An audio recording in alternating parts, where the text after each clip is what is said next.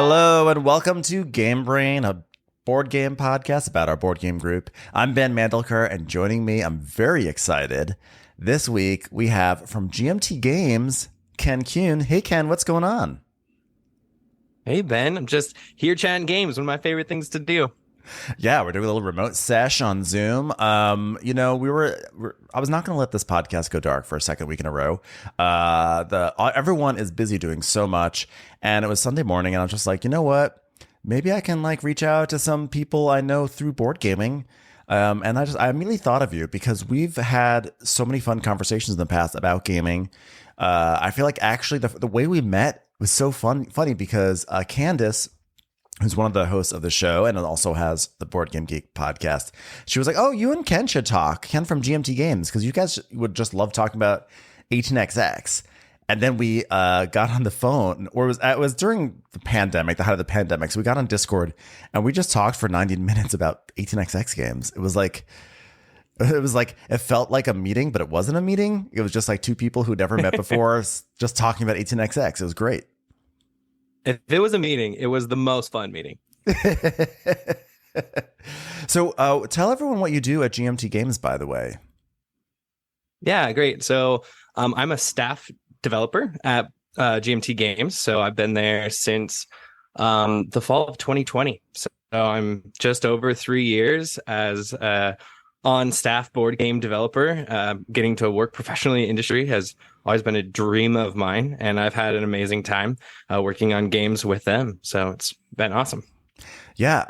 What does that involve? What does being an official staff developer mean in the world of board games for people? That's a really good question. I feel like probably people listening to this podcast understand at least a little bit better than a lot of people that ask me that same question all the time. What does that mean? What are you doing? So I like to tell people that it's most has most in common with a literary editor, right? So in the literary world, when somebody has a book, right, they pitch their book to a publishing company and somebody says yes or no. And if yes, then they get assigned an editor. And that editor kind of walks through them, polishing their book, polishing what they bring to the table, and then helping them go through the whole process from rough draft to final published product. And that's what I do at GMT. So when a new game comes to GMT as something that people are interested in having us take a look at, it might literally show up in my mailbox. And then I get to take a look at it, put the pieces together. More often than not, it looks like someone got out their kindergarten craft supplies and threw together a prototype. And then I take a look at it and kind of assess whether it's something that fits into our catalog, if it's something that is showing some promise. And then I will either kind of report back to that person on whether or not it's something that we would be interested in at all. And if we're interested, where I think the design is at and the work that needs to happen before we can kind of enter into more of a formal relationship. And then after that, I kind of walk it through the whole process. GMT has a unique way of kind of getting our games off the ground. We use the P500 system, which is kind of like Kickstarter before Kickstarter. Yeah, like Kickstarter before Kickstarter was even a thing. I mean, GMT's been around since 1990, so they've been doing this for a very long time. And the great part about P500, it's kind of like voting without actually using any money, right? So we're looking for pre-orders on games, but nobody pays until the game actually ships. But that allows us to prioritize games in our pipeline and kind of decide, what needs the most attention and when. And then, but from a designer's point of view, I work with them, kind of getting their game ready to go on P500, making sure it's in a more than working state, right? Something that we feel like we're getting close to being able to publish, even though it needs to go through a development pass. And then I actually work with that designer really closely as they kind of together, we do play testing and we gather feedback and then we do some polishing passes on the game and on the rules. And then I work with them and our art department on helping that game become a product that people would love to have on their tables. And then after we go through all the proofing and all the rules writing and layout, then it gets shipped to the factory and then it eventually comes back. Yeah. And then it goes to the game store. It's such a process. I was very fortunate. I talked about this on the podcast a few weeks ago, but I was like very fortunate. I had so much fun being an official GMT game tester because I got to play test, as you know, because I play tested it with you. 18 EUS. That's a new 18xx game that's coming down the pike, and I had so much fun playing that. That was such a fascinating 18xx game. Like, really changed some of some of the foundations. Not massively, but like really like added some new how would you say, not like wrinkles, but like changed some of like the not even the structure, but some of the foundational elements that go into a lot of 18xx games by allowing players to take out personal loans instead of company loans, which if you're not an 18xx player, this literally means nothing to you, and I apologize, but for those of us who love the genre, it is like thrilling. So but it was so fun. It was really fun to be part of that process. And how do you when you do game play testing, like how do you synthesize all that information? Because we filled out surveys and stuff and things like that, and you know. Yeah, so this is kind of an internal process we use, but we use a lot of like Google feedback forms. Google Forms allow us to kind of ask questions specifically about things that we have our eye on or we're looking for. And I usually tend to ask a lot of questions that don't seem to be very important, but I'm usually looking for something very specific to come to the surface. And then, of course, one of the things that was really cool about the 18 US playtest was that we got to use our own version or server of the 18xx.games website. And so it was really unique, right? Because we were testing on a kind of a digital platform, which we usually do through Tabletop Simulator, so it's not that different. However, all of those games got logged in our server, and then we had all of that data. So we are able to look through how all those games went, and so we were able to extrapolate a lot of just back-end data, which was something that as someone running playtesting, I've never had the opportunity to do before, because typically in a normal playtest, I'm reliant on making sure I ask enough questions in a form, because I don't get like a copy of a transcript of someone's Tabletop Simulator play through, right? But on this, I literally have every play that was done for 18 US.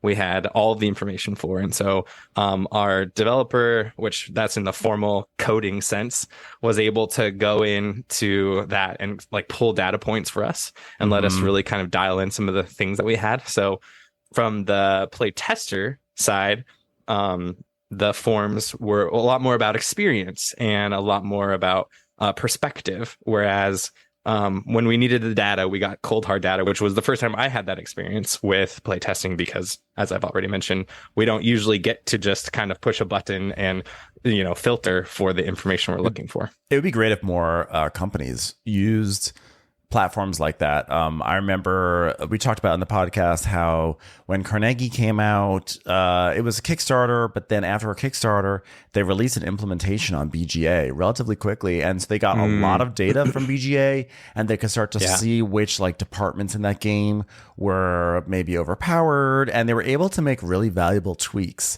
And I think that's such a good use of the platform, because like obviously as a user, it's like so fun to be able to go and, you know, play games, etc. But I think actually as a developer, there's like a lot of utility there. So. Yeah, I think so too. It's definitely something we talk about and think through. One of the tricky things is often for us, especially GMT, our playtesting part comes before art, right? And so like if we put together a BGA you know, kind of prototype or implementation of the game prototype, it would be the ugliest BGA game. You know, when we put out playtesting materials for Tabletop Simulator, they're not beautiful things. And you know, and part of the amazing, you know, piece of having such a huge playtest network, I mean, I probably have 200, 250, 300 people that I've kind of built into a playtesting network, and they're willing to like sit through that and like find the diamond in the rough, which is awesome. And so that was something that's so different about 18 US though, because any of us who enjoy playing 18xx games, it felt just like any other game that was on there already. Yeah, a generic art template that sort of gets pasted on all the games, especially when you go on that website, everything looks the same. So it was really useful. Right.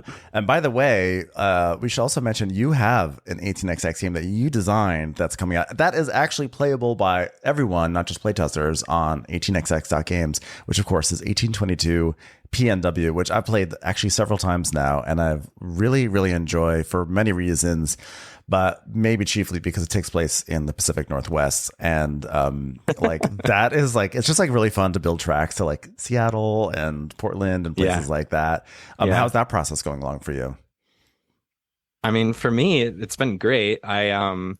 I think we just found out a week ago or 2 weeks ago that our games are on a boat. And so wow, they're supposed to get delivered in January. So I'm very excited to hold it. It'll be the first time that I've held a design of mine in a finished product. And so, yeah, it's great. I actually had a group. It's wild because you do all this work on a game and you play it 1,000 times and then you're like happy with it, or maybe there's some things like, for me, 22 PNWs, I really like the way it turned out, but there's a couple things that a year after I submitted it to the publisher, I was like, yeah, you know, I might change this. I might change that if I did it again. But of course, just like anything, at some point you have to say, no, this is done and I'm going to do something different. But I had a group on Discord actually who randomly reached out to me like 2 weeks ago and was like, hey, it would be awesome to play 22 PNW with you. And I was like, okay, cool. Like I haven't played it in months. I mean, as you know, Ben, I had a baby 7 months ago. Yeah, congratulations. And so not a ton of 18xx. Thank you. And not in fact, a ton of 18xx recently. We were actually supposed to hang out in Seattle, potentially to play games. Right. And, your daughter just had to kind of crash the party that day. She did. Which is funny. She heard that I made other plans and she's like, I got to show up. I'm a little. That was a wild day. It was a wild day, and I'm a little upset that you didn't name her Benita. I thought maybe there could be a tribute to me in there somewhere, but shoot, opportunity missed. But anyway, so I got to play 22 PNW recently, and I was like, oh yeah, this is a fun game. It's just such a wild experience to be like, oh, cool, yeah. And you're watching people enjoy your game, and it's just such a satisfying feeling. When you put it on 18xx.games, was that its final state, or were you actually able to get some data from it sort of the way you were for 18EUS, like make a few little tweaks before you locked it in?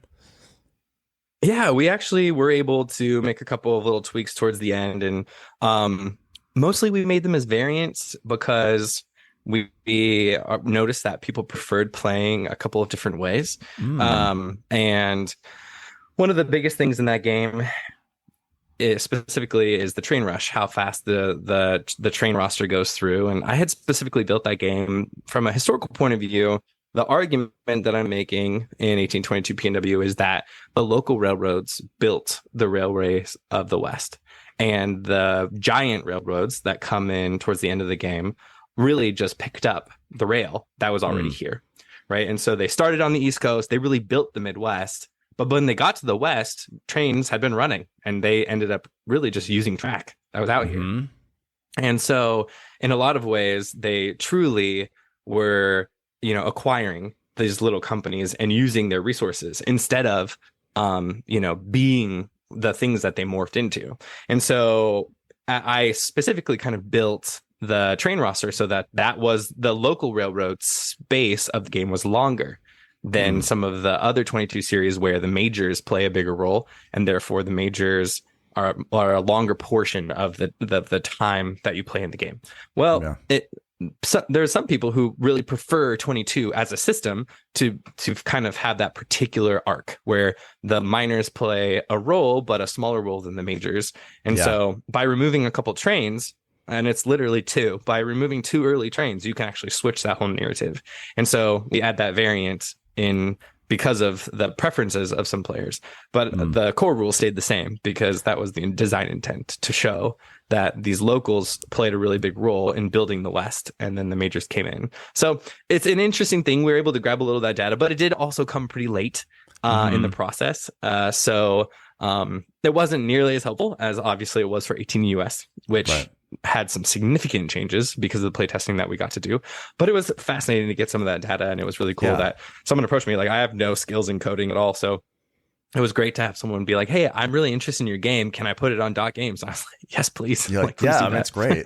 Actually, it's interesting. It's so, I mean, this is one of the things I like about the 18xx system. And by the way, this is not an 18xx episode. We just happen to be talking about it because we nerd out about this Yeah, stuff. Ben, But we I thought actually we were going have, to talk about other games. there are other games. There's actually like Essen games that we will get to very shortly. But I do want to my game brain is going right coming, now. we promise. It's coming, guys. It's coming. What I was gonna say, it is amazing how you remove 2 trains from your train roster in an 18xx game, and it gives a totally different experience. And also what's interesting about 18EUS is that what you guys did is you really built in this very dynamic system into the game that you don't really see in other 18xx's, wherein, as a player, you can take out loans so you can invest more. Because for those who don't know about 18xx games, the general flow of the game is that you play as an investor. You invest money into train companies, and then if you are the biggest investor in a company, then you get to run the company, you get to build track, and then you get to run trains on those tracks. The trains get revenue. You get revenue kickback from that,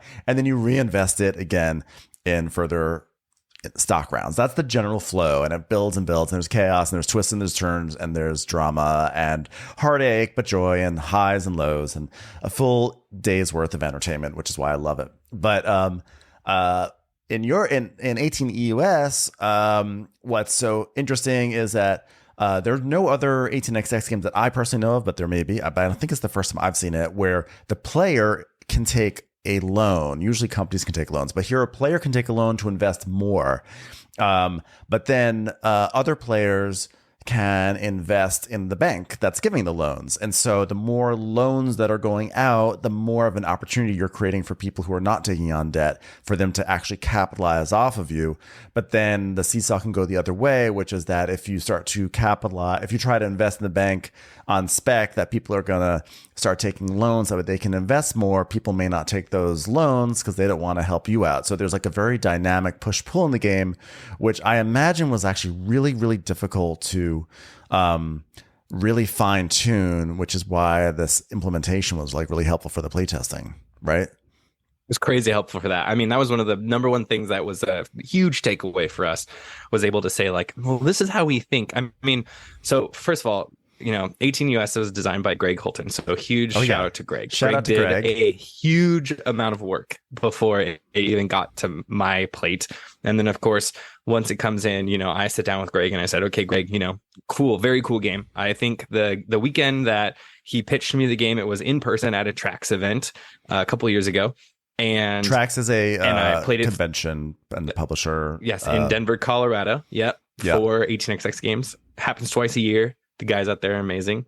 Super cool. Would recommend. They just had their fall con last weekend, actually. Well, it ended today. What the? Well, you mean that they competed with BravoCon? Is that what you're telling me? Because that's what happened. If they were last weekend, that's a tough choice for me. Luckily, I stayed home and went to no cons whatsoever. Yeah, well, there's also a spring one, which is the one that I'm probably going to be at in May next year. But all that to say, I sat down, Greg pitched me the game, and I just went, oh, cool. And then I played it 3 more times that weekend. And it was like totally playable. And I was, and so, but, when we sit down in development, it's often about a game that's like completely playable.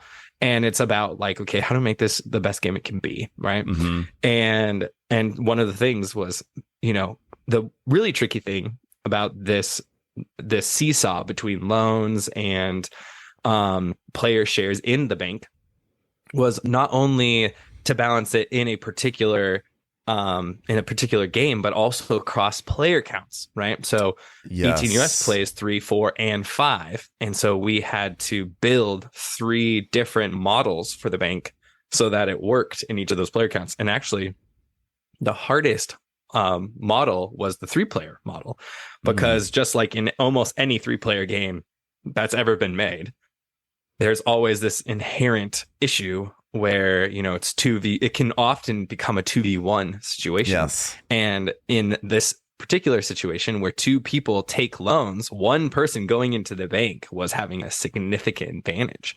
And so how do you make that, so it's still fun, so that's still like a game, right? And so then you have to figure out how you balance across the interplay, and then it becomes more of like a standoff of, wait, are you gonna go bank? Don't go bank. He got it. He got a loan. Okay. And then it's like, oh, she just paid off all of her loans.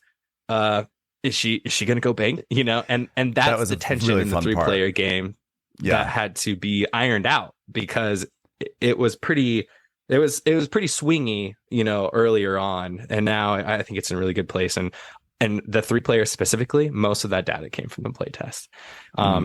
And so, like, I don't know if we could have dialed that in as well as we ended up dialing it in if we didn't have all that data on the back end. Yeah, that really was like a very fun part of it. I've been really into tempo games lately, or at least I should say I've been playing them. But I think I'm into them. Sure, I'm going to say I'm into them. And I'm going to talk about some of them shortly. But before I do that, I just want to ask a few more questions about like GMT. I have a question about, it's actually not 18XX, because like GMT, I feel like obviously GMT is really known for certain really big titles like Twilight Struggle, that was number one on BGG for years and years. Thunder Alley, which I really enjoy, which is actually like a faux NASCAR racing game. Dominant Species, but I feel like you guys are really known for like your 18xx games, but also like mainly I feel like when I think of GMT, I really think of war games. And so, but I don't play war games only because I really have not been exposed to a lot of them. I played Maria, I played Friedrich, I feel like what are considered like the gateway war games, but like, is there like, how does one get into war games? Like what is the path into war games? Like is GMT, that's such a good question. And is GMT interested in converting new people to war games, or are you guys mainly interested to like service those who are already like in the war game niche? The answer is yes, Ben. Yes. I mean, I guess that's an obvious answer on that, but No, it's a great question though. I mean, it's an interesting question because it's actually one of the reasons why I was brought in. So, GMT has been realizing that while their bread and butter for a long time has been historical simulation, conflict simulation, especially around war games, there's this realization that if you help people become aware of who GMT is by maybe having games that maybe skew a little bit towards the more mainstream, then they also will be interested to see what else there is, and so Thunder Alley is a great example of this, or Dominant Species is a great example of this, where, are examples from the past of games that GMT had put out that haven't looked exactly like your typical hex encounter war game. And for those who don't know what a hex encounter war game is, it's effectively a war game where it's a big map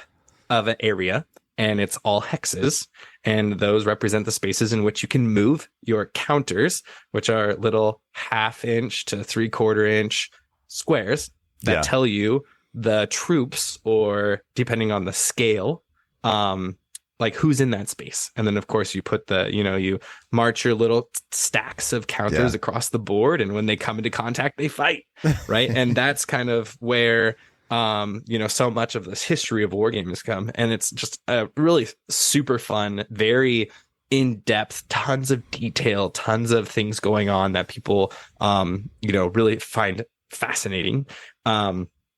And that's a huge part of the audience that is GMT. But also, GMT is asking questions about like, well, how do we continue to, branch out and invite more people into the conflict simulation space, so that way they end up getting to those hex encounter games. They're awesome. They're huge. They're beautiful. They're amazing. They're so well designed, but they're like 18xx in the way that, like, if you sit down to one the first time, you're going to be completely overwhelmed. So is that fun for you? Do you like swimming in the deep, part of the pool right away? Do you like jumping in? Or are you a person who sits down and someone's like, okay, this is going to be a 6-hour game, and you're, here's the historical background of what you're going to do. Good luck. Yeah. Some people love that. Some people don't. And so the question is, well, a lot of people can appreciate it once they get there. But the question is, how do we get them there? Right. Right. And so, so I've been kind of brought in as somebody who has a lot more of a mainstream background. I mean, when I came into the company 3 years ago, the number of war games I had played, you can count on both of your hands. And so, it was a huge learning curve for me, but also I got to bring in a perspective that was a lot more mainstream to help kind of guide the way that we present information, the way we do our rule books, the way that we think about building a catalog that brings people into a space instead of necessarily just keep putting out the stuff that the people who have been around a long time love. And we want to keep doing that. I mean, as a person who loves 18xx, which is a really great comparison between like these very heavy, very historically rich and nuanced hex and counter games, the similarities are there because, you know, it's the deep end, right? It's the far side of the niche. It's down the rabbit hole and around the corner, right? Yeah. And so getting people there takes time. And so it's like, how do we build that way? And so your question, rolling back to it, was how do you get into the war game space? And that's a really good question. So it's one that we ask a lot, and we are typically trying to put out games that are really approachable and they kind of hit different things for different people. And just like the way that I recommend people get into 18xx, I recommend that they get into war games, which is find somebody who loves it and play a game with them.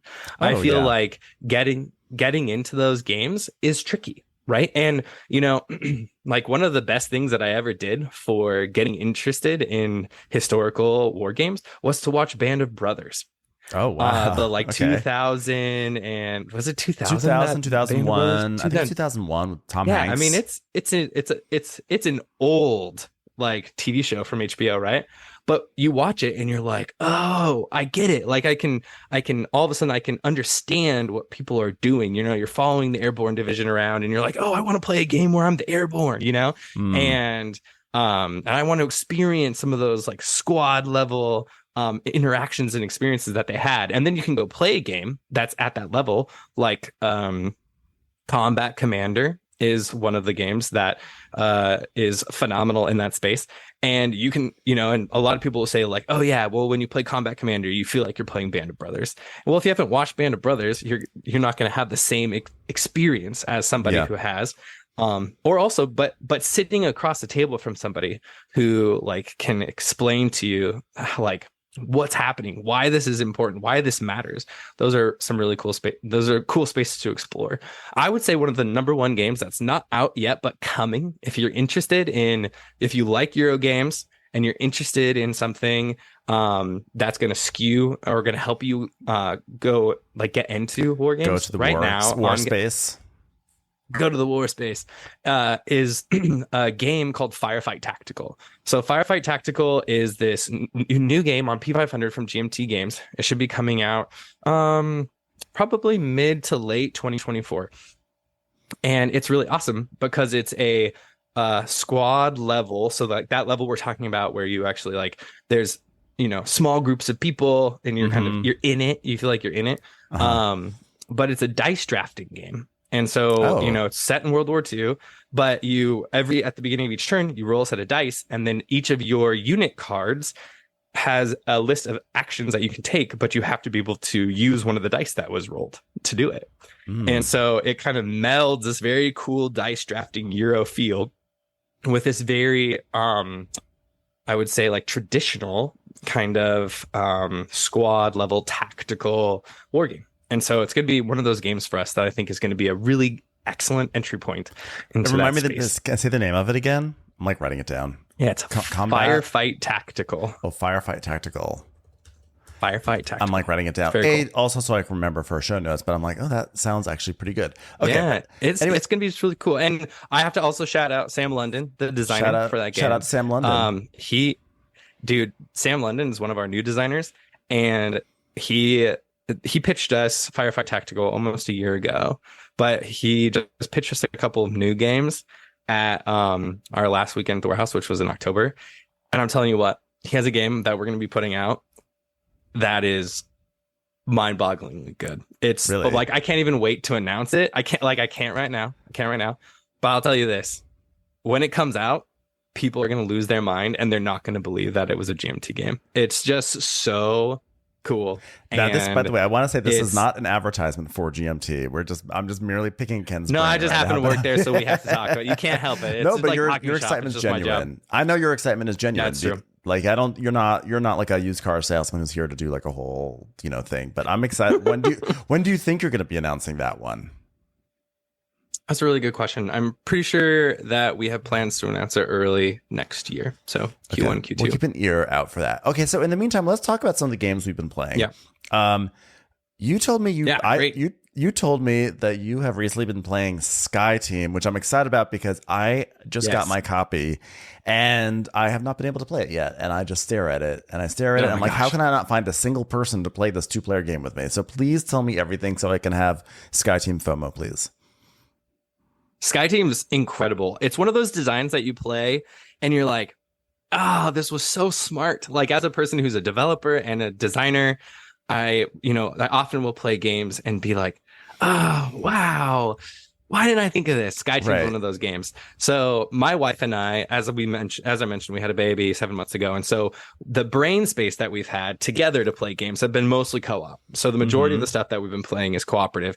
And Sky Team is perfect for us right now because it's 20 minutes. Like, a long game of Sky Team is like 21 minutes. Wow. And so the premise of Sky Team, for those who haven't heard, Sky Team is it's 2-player only co-op, where the goal of the game is to land a plane. So you're a commercial airline pilot, co-pilot, and you are effectively, throughout the course of the game, every turn, you're getting closer in elevation to coming down and landing at an airport. So wheels on ground.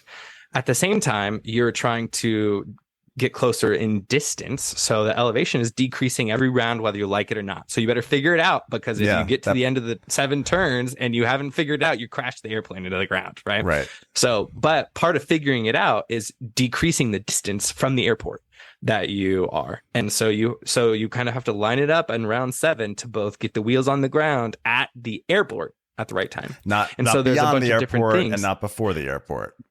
Exactly. So there's a little bit of like a timing thing that you're working together.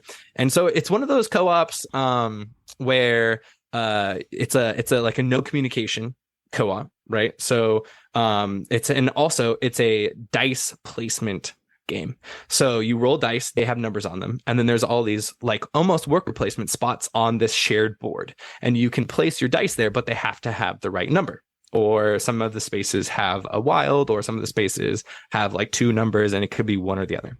And so you roll your dice into this very kind of fun little shield, like a player shield, but it looks like a cockpit. So you roll your dice into your cockpit, and then it's 4 dice, and so you have to play your 4 dice. And so every turn, you have to play your dice in. You have 2 spaces that you're required to play your dice, and then you have 2 more dice that end up being placed kind of wherever they're needed. And so the pilot has 2 jobs that are unique from the one job of the co-pilot. And the 2 jobs that are unique to the pilot is that they have to get the landing gear down, and they have to get the brakes ready for landing. And the co-pilot's unique job, is to make sure that the flaps are up all the way for landing. And so what's cool, though, is as you put the landing gear down and as you put the flaps up, you create resistance and drag. And so it gets harder to move the plane towards the airport. So good. Because you're actually slowing the plane down. It's very good. So the 2 required spaces that you have to play on is you have to play 1 die to the stability track, and you have to play 1 die to effectively the distance or speed of the plane track. And so it's your die plus your partner's die equals when you put those numbers together, it gives you a rating between 2 and 12, because we're D6s. I didn't say that, but we're playing with D6 placement. And so that tells you how much further you progress towards the airport in distance. And then the other 2 that you place for stability is interesting, because the goal is when you land, you need the plane to be flat, horizontal. I mean, what like do they call that? The yaw of the plane? Isn't that what they call it? I'm like doing. We're on Zoom, and I'm like actually emulating the plane we're twisting, both dancing, and I'm like going back and forth. I'm acting like anyone listening to the podcast can see this, but I'm doing like this little demonstration, like a little dance. But like I've seen the pictures of they have the player board. They have like an actual airplane in the center with its wings, and there's like a line. And you want those wings to be along that horizontal line, or it's not the plane, but it's the land, right? It's like the horizon isn't it the horizon that is exactly. It's that yaw, that back and forth, the flat or the balance of the plane. But anyway, so when you land, you need to be perfectly flat. However, as you place those dice, you take the larger die, you subtract the smaller die, and then you clock it that many times towards the person who was higher. So if I played a 5 and you played a 4, then we would clock it once in my direction, and then we'd be off center. But if we both play 4s, then it stays at wherever it was. And so by the end of the 7 rounds, when you're landing, you need to be flat. So those are kind of all different things that you're trying to balance as you play this really quick 20-minute game where you're trying to land a plane at the airport. And then what's cool is as you play the game, there's little scenarios, and then they introduce more sideboards that give you more things to place and worry about with your dice. And then also one thing that I didn't mention is one of the standard spots is that there's planes that have to land before you. And so if you are trying to decrease your distance to the airport, but that you haven't removed the plane that's in front of you, then you run into it and you lose. And so you have to use your comm spot. Yeah, you have to call air traffic control. Hey, I need you to land this plane. And then it's effectively, you're able to pull it off the track, and then you move forward. But what's crazy is as they get more complicated, sometimes you have to fly around a mountain on your way towards landing the plane. And so you actually have to plan to turn the stability so that the yaw of the plane is such that you kind of skirt the mountain and stuff. It's very cool. It's very fun. Plays really quick, and it's just a brilliant little game. So highly recommend Sky Team. I was drawn to this immediately because I love real world theme. I can play fantasy, whatever, but I love things that are drawn from the real world. And this just seems like what's great about this is that it's like a cooperative game that like thematically makes all the sense. It has automatic inherent high stakes. Like you do not want to crash the plane. It reminds me of being a kid in the 80s playing the Top Gun video game, and you have to land on that aircraft carrier, which I never really was able to do in that game, but it's like that was what you do. And any game that has that inherent high stakes where you feel it, like you just understand like what could go wrong. I mean, so I think it's one of the reasons why Pandemic is so good, because of the dread of a virus spreading, or I love Pandemic Rising Tide. I feel like people don't talk enough about that Pandemic, but it's actually my favorite Pandemic. But like this floodwaters sort of, building up and going to take over, and you feel that dread. There are other games that are, and then like the dike breaks, and you're like, oh my gosh, and then all of a sudden just like explodes all over the board, and like 1 second you were doing well, everything was fine, and then another second it's like literally like the game ends, which it's frustrating for people. But I personally think that cooperative games should be hard. I think that's like the point. Like when people are like, oh, I always lose at it, I don't like this game. It's like, that you're it's supposed to be rare and special when you win. And is Sky Team like that? Have you found is it hard to do, or is it start off sort of like easy to do and gets harder as you go along? Yeah, I mean, it's one of those things where the better you know your partner, the better you're gonna do. Yeah.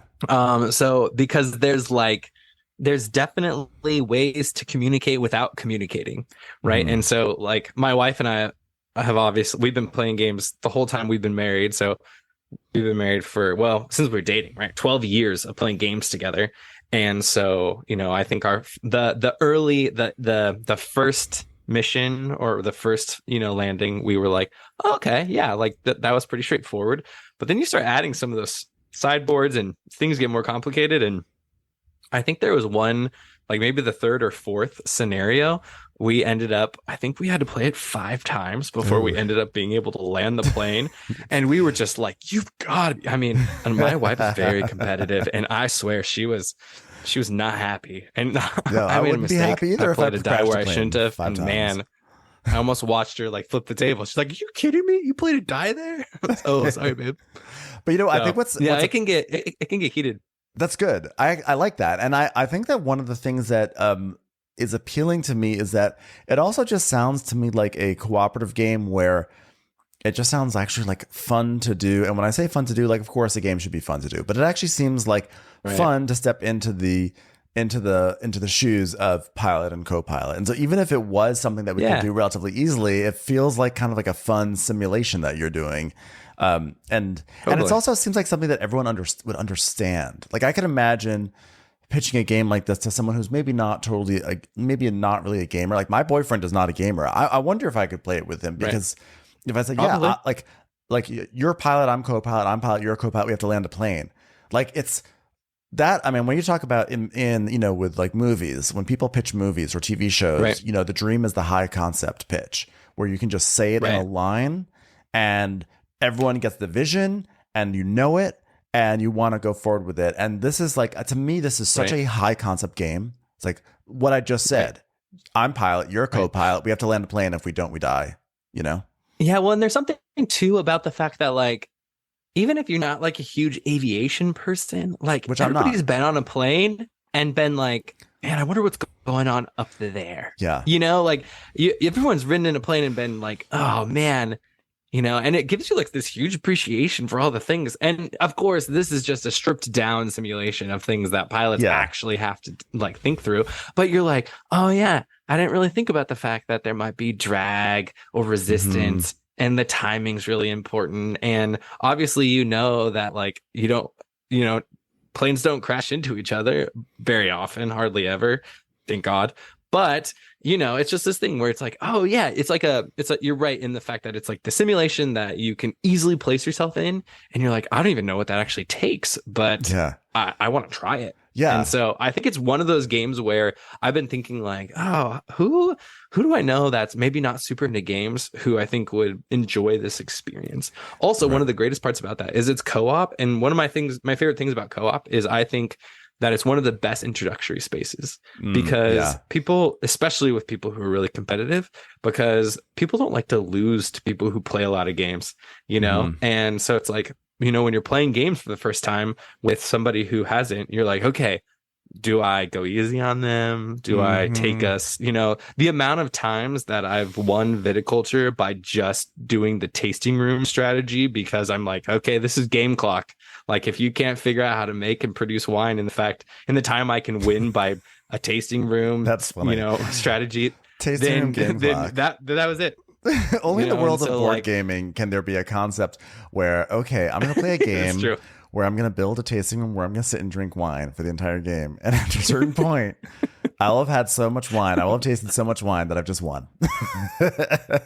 I'll have won. So yeah. So anyway, and so co-op is great for that, right? Because you invite them into an activity to do together. Yes. And then you throw a theme on it like this, which, you know, people are like all over the place on zombies or whatever else. But with a plane, come on, who doesn't want to try and land an airplane? Yeah, I mean, I do. I can't imagine that there might be some people who are actually like triggered by the by this theme. This could hit like you know, I can imagine like the idea of flying a shaky plane, and if you fail, the plane crashes and you die. Could hit like it could hit some people's major anxieties, and for an unlucky few, it could actually touch on some trauma. But you know, but like given that like really. Probably many games could do that. I mean, honestly, Pandemic, talk about that. But, you know, so I can't imagine that for some, this might actually be a harrowing game. It seems like I haven't played it. I shouldn't even be talking on behalf of it. But I have to say that by and large, it does seem like actually a very inviting and accessible theme. And that's like, it also speaks to how important a theme is in a game, because look how a theme has drawn us into this game, and I haven't even played it. I'm like, I'm sitting here talking. I'm just staring at it. Play it. But you got to play it. It's fun. I'm so gonna play it. Also, it's on BGA. So if you can't find someone to play it, let's just get on BGA and play it together. Okay, let's do it, because for like all of September, okay, I was texting people. I was like, who wants to play it? And I couldn't get anyone to play it with me. So maybe that's what people think about me as a potential pilot. So I don't know. I play. Ben, tell me, what have you been playing? What have I? Thank you so much for asking. So Yeah, you're welcome. I have actually. Okay, where should I start? The game that I'm like very excited about these days. That I'm sure we're gonna do like a deep dive into. But one that I've now played twice is Evacuation by Vladimir Suchi. Have you heard about this game? Do you know anything about it?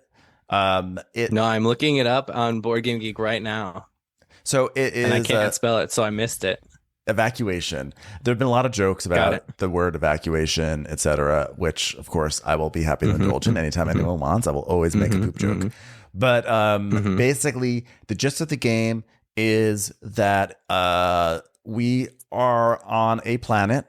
Maybe it's Earth, maybe it's not Earth, but we're on a planet that was once thriving. But the nearby sun is growing too big and it's going to slowly destroy us all. And we have to leave this planet and we have to evacuate, if you will, and go to a new planet to take over. And the gist of the game is basically that we start with a beautiful planet, which AKA in game terms is a beautiful, humming, brimming, exciting engine. In the sense that we get all the resources, like all our resources. We have a fully built engine. We have everything we could possibly need and want and dream of. Interesting. Okay, sure. And then because we have to move, we have to dismantle that engine and move it over to a new world. And so what you have is this game experience where your engine that was once wonderful is now falling apart and you are going from riches to rags, but by the end of the game, you've then built your engine back up again in the new place. So now you're riches again. So it's riches to rags to riches. And it's this really interesting. Yeah, it's this really cool arc of a game. And it takes place over 4 rounds. There's a lot to it. This is obviously, I'm just giving a very surfacey version of it. Sure. But I'm finding this game to be really interesting. And I'm really excited to dive more deeply into it because the first play, I was like, that was good. That was like, I was in a space of admiring it more than maybe I enjoyed it. I was like, that was good, but didn't give me that like feeling inside. We're like, oh my God. Like the first time I played Underwater Cities, which is Vladimir Suchi's like really big hit from the past, 7 or 8 years. I was like, every single action, I was feeling it. I call it the tingles. I was feeling the tingles. I was like, oh my God, this is so good. Have you played Underwater Cities? That's the one with the little like domes, right? Yep. Yeah. So, I don't know I don't know where you stand on it or anything, but I just really love the combo of the tableau building and sort of like worker placement and all that stuff. And I just found deeply exciting. Like every time I play it, I always have so much fun. There's just something about the way it all works together that just really excites you. Yeah. So with this one at first I was like, okay, like this was interesting and it was good and it was fun. It didn't give me those tingles. But I think that part of the reason why is because the game you play it in 2 modes. You choose one of 2 modes, and then there's several modules you can attach.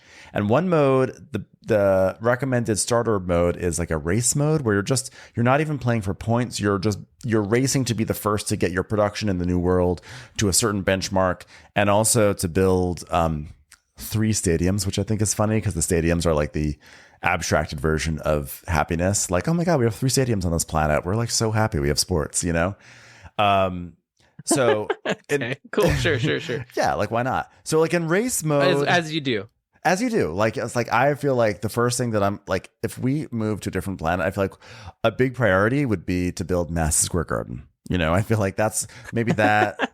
Yeah. Okay. Maybe I don't know.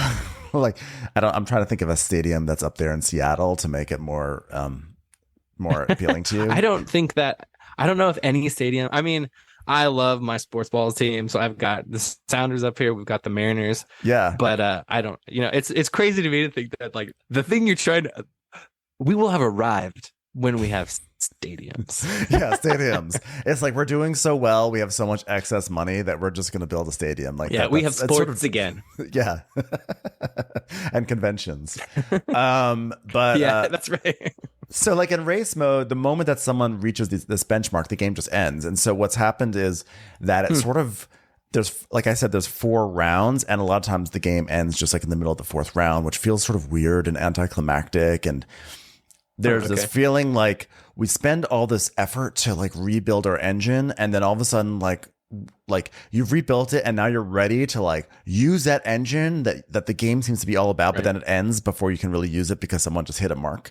And like it's still actually very fun, but I wonder if that's where I didn't get that full like tingle. However, the second time I played it, it was like the game came to life for me. I think there's something about sometimes like you need to lay the foundation for a game, and then like once you're like aware of the things that can go wrong, and the things you need to flog, or the things you need to do or appreciate more, suddenly the game becomes like so much more exciting, you know, because you understand the stakes a little bit more. Given that you know, okay, I got to get my engine ready and yada, yada, yada. But like in Underwater Cities, you understand the stakes, which is I need that spot. And you just took that spot. Like, you know, I understand worker placement. You understand your stakes because it's like your stake is like, if you don't do that, if someone else takes that spot, you can't do the thing you want to do. But in this one, it's more like, oh, now I realize I need to really do this sort of action, and maybe I do it here or there. And what is exciting me about Evacuation is that it's really all about tempo. When are you gonna shut down different parts of your engine, and when are you gonna turn them back on the new world? And it's fascinating. Like I think the design is so fascinating. Is it shared? Is it or do you have a sector that's your engine? How does that work? Yeah. So on the old world, you have your own section, and everyone's section is the same. So it's like, this is my pie. This is my piece of pie. It is literally like that. It is. Everyone has like a slice of the pie. Everyone has the same engine. But in the new world, there are, it's like all up for grabs. And when you sort of like rebuild your stuff in the new world, you're basically taking over hexes on the board. Basically, that's the board game ease of it. It's just that like you're taking over hexes. And different hexes will do different things for your new engine. You know, like you might want this spot because it's going to give me 3 boosts to food production. But maybe I might want a different spot because it satisfies a card that I have that like once I have like a factory here and then I have some people in the same horizontal line, then that card says, congratulations, now you get 3 production of this. So you're constantly evaluating a lot of factors and where you want to place it, but the other people are too, and they get in your way. Admittedly, it's not a high interaction game necessarily, but I haven't played all the modules that do it more. But I mean, with 2 plays, you have to be careful. But yeah, I'm not making any blanket statements. But what I have to say is that I am like really fascinated by this design, and I think what makes me excited about it is that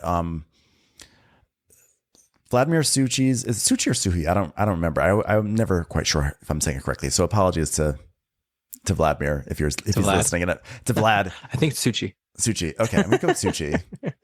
I'm ignorant. What can I say? His recent games have been all really fun, but they've been kind of like meditations on really interesting Euro-y things. Like here's an action selection wheel, and as it turns, you get different bonuses when you do this, and you do this, and you get a combo. It's like very Euro-y.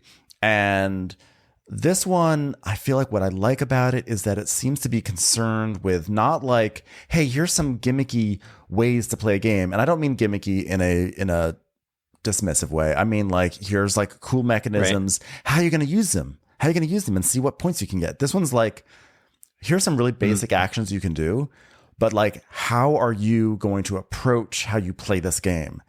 And like that is going to affect your outcome in it. So I just feel like there's like a deep level of it's about how you approach the game, not about like how can you figure out the puzzle of these of mechanisms or mechanics or whatever, you know? So I'm really keeping my eye on it, and I'm like really, really excited to dive deeper and sort of to play around in it.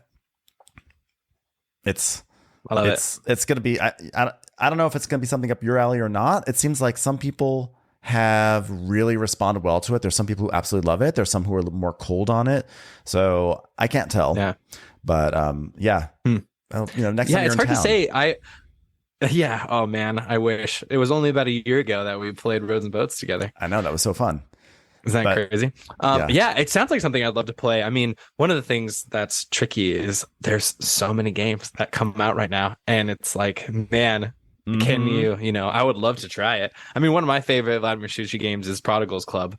I thought that was such a brilliant design from a theme perspective. Like, yeah, theme's how great fun with is it that. to be like, okay, who can squander this the best? You know, Right. and it's just like such a interesting reverse, game. And so yeah, I would love to play it if I had the opportunity. So what else have you been playing? Let's see. Going to my BG stats here.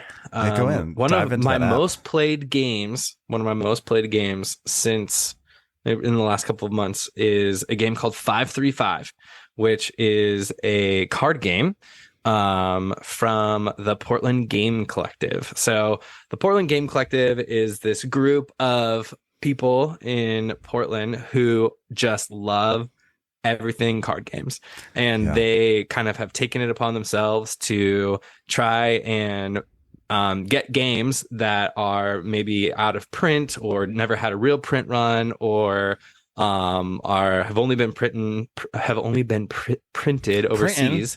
Only been And printing overseas. they've been printing. Yeah, exactly.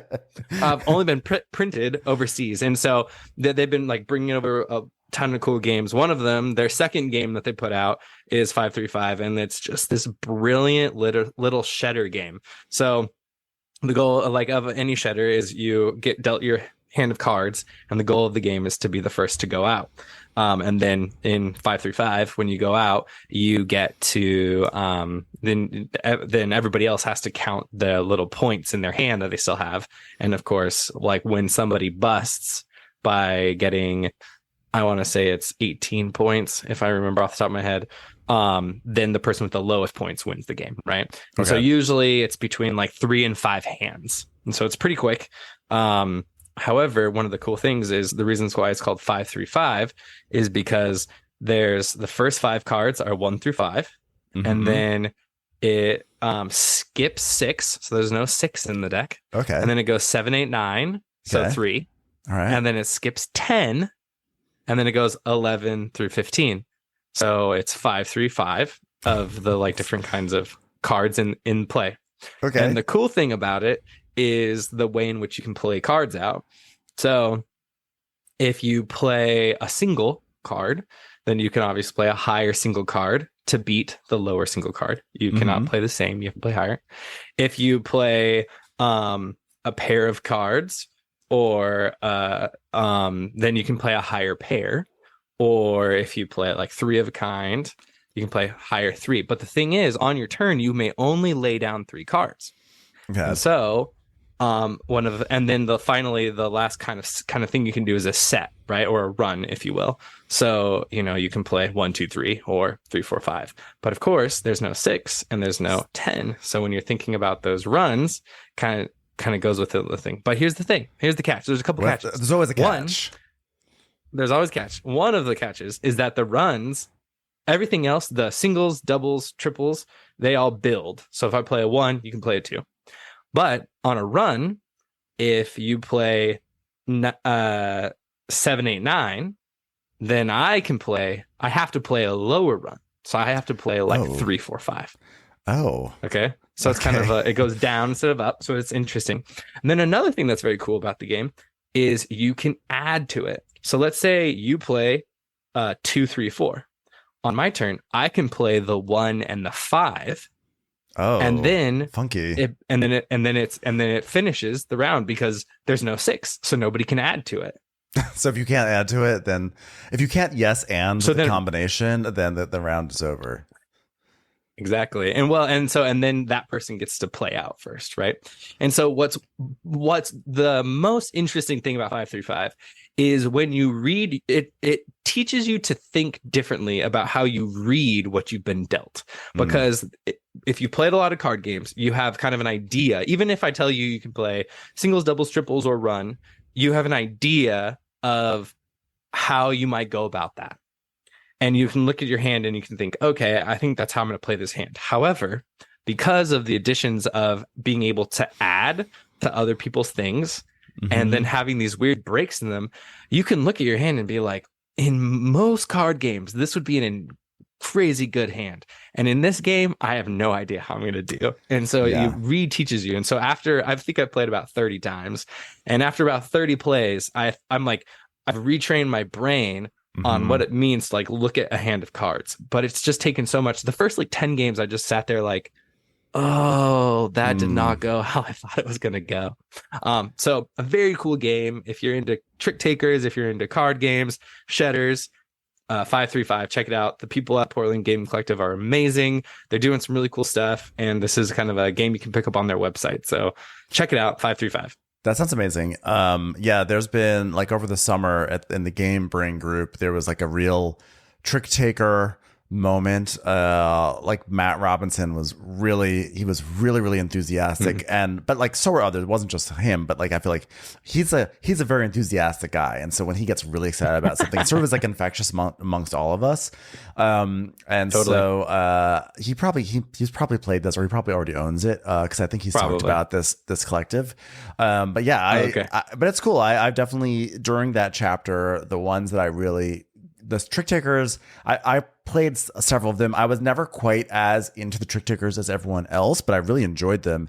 Sure. And Schadenfreude and Robotrick and Robotrick or Schadenfreude. Well, Schadenfreude is my absolute favorite all-time trick-taking game, but I do really like Robotrick. That's really cool. That's really new. That's like a super fresh take. So it probably came up this summer.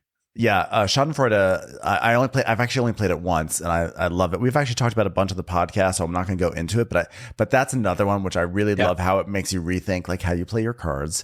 Robotrick is so fun, and I heard about somewhere along the way, I heard about a Japanese game called Gadget Trick. I think I subscribed. There's like one or two people on BGG. I apologize. I don't remember your names, but they have like these geek lists. And I was like, you know what? I'm going to do some research about trick takers. Like, here's someone who like constantly is posting on a geek list about trick takers. And they gave like a really good review to this game called Gadget Trick. And you can't find it anywhere. It was like this. I was like, I don't even know what this game is about. It has almost no documentation on BGG. And then I went to the website Tricky Imports, and I guess somewhere along the way, I guess I clicked something like alert me if it ever comes into stock, and it came to stock. So I just bought it. I was like, I'm gonna buy it. I'm gonna do this. Like, maybe I'm gonna find a gem. And it actually arrived when I was in New York last month. And so I haven't been able to play it yet, but this is like, it's all Japanese. I have to print out stuff. I have to actually find sleeves so I can like insert English text into the sleeve so you can actually play the game. I love it. But like, I'm really excited because I feel like everyone's always introducing me to like obscure trick taking games. And I'm like, please be good. It's my turn. This is going to be my turn. I'm going to be a trick taker, tastemaker someday. But the guys that it's like, so you just have to have goals. Sometimes you have to have goals in life. But the guys on Happy Cardboard, and everyone needs that person. Yeah. Well, everyone needs that person. I have a friend, who's really gotten me into trick takers. And it's funny because he'll like show up to game day, or I'll show up to his house, and he like puts all of these like Japanese trick takers on the table, and then he's like, "Which one do you want to play?" And I'm like, "I don't know, like." This one. He's like, okay. So then he has to like go through his binder to find the English rules. He's like, and I just like appreciate him so much because he's introduced me to so many of the most amazing games. But like, I couldn't play them without like somebody who's willing to do the work of, going deep into this thing, and so you do. You do have to. Such a wild world. And of course, I'm showing trick taking Japanese world is like another very deep niche like rabbit hole, which is so rewarding. And the way that the games that are coming out of Japan like make your brain think are so incredible. They're just amazing game designers, and just makes me, I'm just like so excited every time I see a card game that has like Japanese on the cover. I'm like, okay, this is gonna be exciting and new experience. It's super cool. I'm really excited to get Gadget Trick to the table. Although it's like very classic me that like months after the trick taking thing happens in our group, it's like it's come and gone, and I'm like, guys, wait a second, one last one, I found one. So I feel like people will be like, Ben, this is fine, but like, you know, we're over it. Actually, This is no one so will be like 3 that. months ago. Everyone's gonna be like, this is 3 months ago. Essen games are in now. Actually, I feel like I just played I played a really interesting one. What did I play? Oh, Nikosu Dice. Oh, I'm not going to Nikosu Dice because That's a cool game. yeah, but it was talked about at length on this podcast, but I finally got to play it, Yeah, and it was really cool and really interesting. And you know, another one I really like is a game called, it's not cards, it's a dice trick taking game, but Matt introduced it to me, to some of us, Mino Dice, which kind of takes the Skull King thing. And if you actually look up Mino Dice, Mino Dice, it actually says on BGG that it re-implements Skull King, which is kind of funny. The theme is like you're minotaurs, or there's like dice that are minotaurs and some are mermaids. It doesn't make any sense, but the game is outrageously fun. I'm sure. But another game that I played just hours ago with our dear wonderful friend Candace, and others, played Kutná Hora, which is a new game that came out in Essen. I knew nothing about it. I think I'd vaguely heard about it. It's by CGE. I mean, it's released by CGE. So the designer, oh God. Will you spell that for me, Ben? Can you spell that for me? Yeah, I would love to. K-U-T. What if I want to look it up? You know what? Here's what you do. Kutna, Kutná, Hora, Hora, the colon, Got the it. City of Silver. City of Silver. Yeah. Found it. Okay, the designers. Okay, this is gonna be real fun. These are all, I believe, Czech designers, and there's like all sorts of accents. So let's go for Andfej Briston, Petra Kaslava, and Pavel Jarosz. I'm sorry to all three of you for probably how I said your names. It was a valiant effort. Thank you. This game is like, to me, it felt like a middleweight game actually, but like maybe it's actually heavier than that. When Candace was teaching it, I was like, whoa, there's a lot going on here. I got first excited about this game because one of our co-hosts, Jordan, had mentioned on Discord that he played it and he really liked it. And he said that he really liked the market in this game. We probably are going to go deeper in this game on the podcast, so I'm not going to go too into this. But basically, we as a group are we're building like a town or city. This is a real life place that apparently at one point was like the silver destination in Czechia. And the game is basically you have cards, and every card has 2 actions on it. And on your turn, you play 2 cards. You basically get to play 5 actions in a round. The first turn you play two actions. Second turn you play 2 actions. Third turn you play 1 action. And so a lot of the game is making trade-offs between like, oh, I want to build a building, but if I use this card, I'm giving up my opportunity to, like get income, because that's the other action on the card. Like you have to make trade-offs on how you use these cards. So the card play is really, really fun. And there are some really interesting market dynamics in the game. Like one thing that's really fun is that there are no resources. So it seems like there's a lot of resources because there's pork, there's beer, there's wood, there's silver, there's ore. So that is like, oh, that seems like there's resources. But what it is there's actually just like transaction rates. So like wood might be at 4. So if you want to use wood, you never actually have little wooden tokens. What you do is if wood is at 4, for every wood that you want to use, you spend $4. So it's all different transaction rates, which is interesting, because that's a really clever way to get around having to have components. But B, it's like really, it's also cool because like as you build more buildings, more wood-oriented buildings, because every resource has different buildings attached to it. So if you build more wood-oriented buildings, or maybe if you build more beer buildings like taverns, etc., their values actually decrease because you're creating supply, right? So if you build too many beer buildings too quickly, then like that goes down, and that's tied to, there's a production. So if you if you produce beer, you're going to get more. You won't get as much money for your beer production if the value of beer has gone down because you built too many beer buildings, you know. But as you are building out this city, your population starts to come in, and as population comes in, the values of these resources actually go up because now the supply is being used. It's really cool, and it's very Euro-y, but it has some economic elements, and it felt very, very clean to me. Like I was like, this is a really, really good game. Like it just like worked. I'm gonna have to buy a copy of this. You've That's never awesome. heard of it? I feel like I had never heard of it. Has this ever been on your radar before? I just saw Candace a couple weeks ago at the weekend at the warehouse, and I think she mentioned this to me. I think she said, she's loving I think I this said, game. "What stood out to you?" And she's like, "Kutná Hora," and I was like, okay, like, it went in, went out, but that's cool to hear that you guys are getting it to the table and enjoying it. Yeah, no, she says she told me today, and I'm hoping I'm not misquoting her, but that of like the new Essen crappie games that she's had, this one seems to be her favorite. It just was, it's like that thrill you get when a game just works and it works cleanly. Yeah. Recently, I haven't been a huge Voidfall fan. Like we did a sort of Voidfall preview a few weeks ago, and I thought like some of it was really good. And I was actually pretty enthusiastic, like not pretty enthusiastic, but I was like, I enjoyed it in that preview, but then in the follow-up play, like my opinion of Voidfall really kind of like went downhill.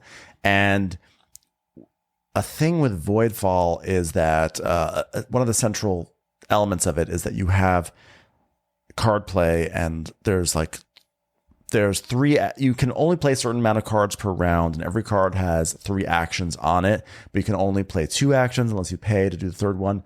So it's the same thing where you're choosing which card you're going to play, and you're making tough decisions on which actions you're sacrificing.